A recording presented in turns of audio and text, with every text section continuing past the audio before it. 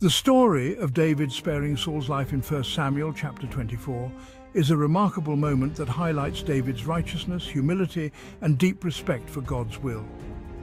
It takes place during a time of great tension and danger, as King Saul has become obsessed with killing David, fearing that he will one day take the throne of Israel. Despite being relentlessly pursued, David makes a choice that sets him apart as a man of integrity, showing his unwillingness to harm the man whom God had once anointed as king. Here is a detailed retelling of the story, focusing on the important events, characters, and themes. The context: Saul's jealousy and David's flight. At this point in the narrative, David has become a celebrated warrior in Israel.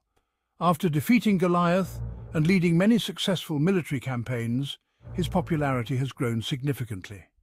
King Saul, who once admired David, grows increasingly jealous and paranoid, especially after the people begin to praise David more than him, saying, "Saul has slain his thousands, and David his tens of thousands."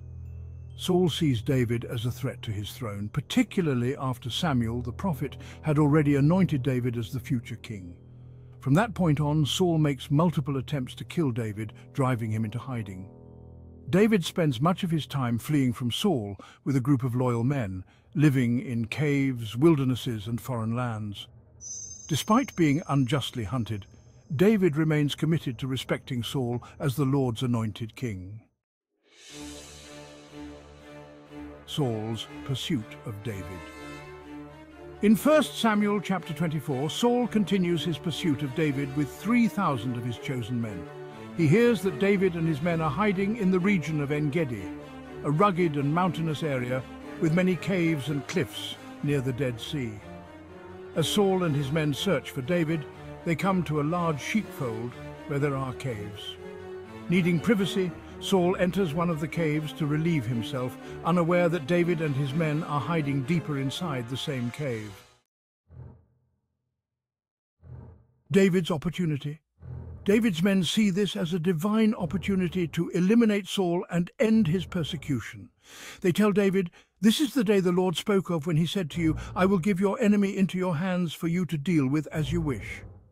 David's men are eager for David to seize this chance and kill Saul, interpreting the situation as God's way of delivering Saul into David's hands. David, however, is hesitant. Instead of killing Saul, he secretly creeps forward and cuts off a corner of Saul's robe. This small but significant act demonstrates David's ability to restrain himself from taking Saul's life, despite the opportunity being handed to him. However, immediately after cutting Saul's robe, David's conscience is troubled. He feels guilty even for this seemingly small act of cutting the king's robe. David tells his men, "The Lord forbid that I should do such a thing to my master, the Lord's anointed, or lay my hand on him, for he is the anointed of the Lord." This statement reveals David's deep respect for God's authority. Even though Saul is actively trying to kill him and has repeatedly acted unjustly, David still sees Saul as the king chosen by God. Therefore, he refuses to take Saul's life, believing it would be wrong to harm someone whom God has appointed. David restrains his men, who are likely eager to kill Saul themselves, and they all allow Saul to leave the cave unharmed.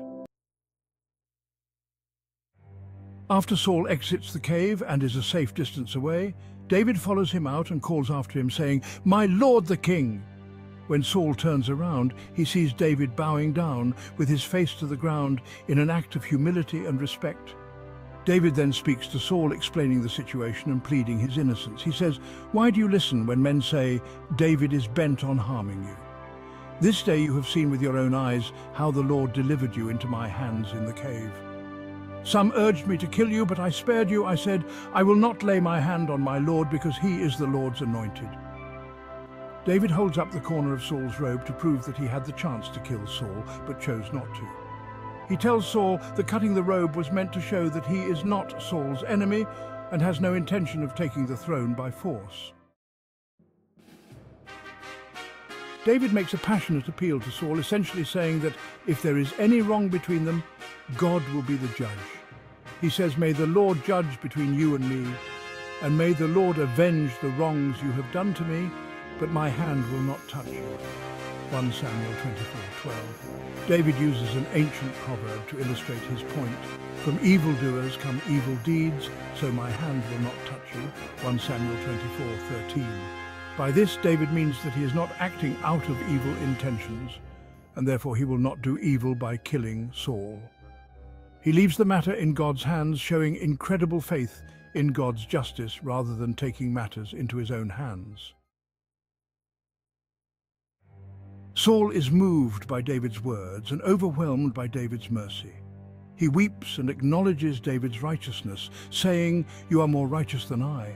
You have treated me well, but I have treated you badly. You have just now told me of the good you did to me. The Lord delivered me into your hands, but you did not kill me."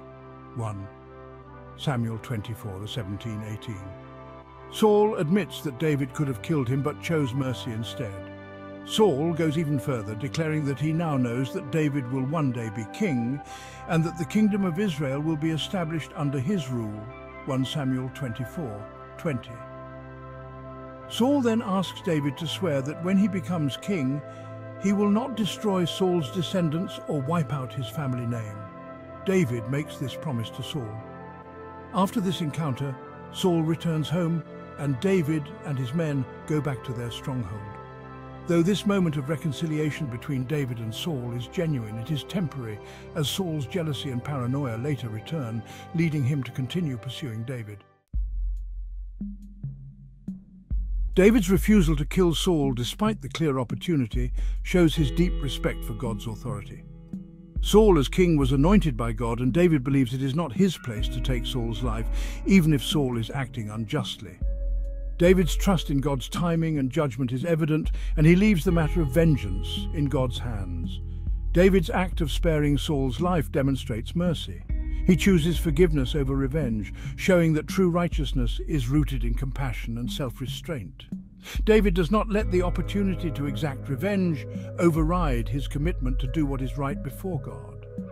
David's humility is evident in the way he bows before Saul and addresses him with respect, even after all the suffering Saul has caused him. His humility contrasts sharply with Saul's pride and paranoia, further emphasizing David's righteousness and suitability as Israel's future king. David's faith in God's justice is central to this story.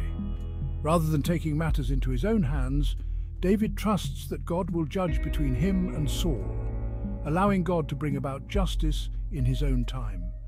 This act of faithfulness is a hallmark of David's character. The story of David sparing Saul's life in 1 Samuel 24 is a powerful example of mercy, humility, and faith in God's justice. Despite being unjustly hunted, David chooses to honor Saul as the Lord's anointed and refuses to take vengeance. His decision to spare Saul, even when given the perfect opportunity to kill him, highlights David's deep respect for God's authority and his trust in God's plan for his life. This story not only reveals the righteousness of David, but also serves as a reminder that true power and leadership are found in mercy, not in the pursuit of revenge. Put it in God's hands, and allow God to decide to make the righteous decision on how best to handle the situation. Trust in God, God's timing, and God's way. If you enjoyed this video, please give us a thumbs up and share. And if you haven't already, come on over and join our family by subscribing to our channel. May God bless you and guide you throughout all your endeavors. Thank you for watching.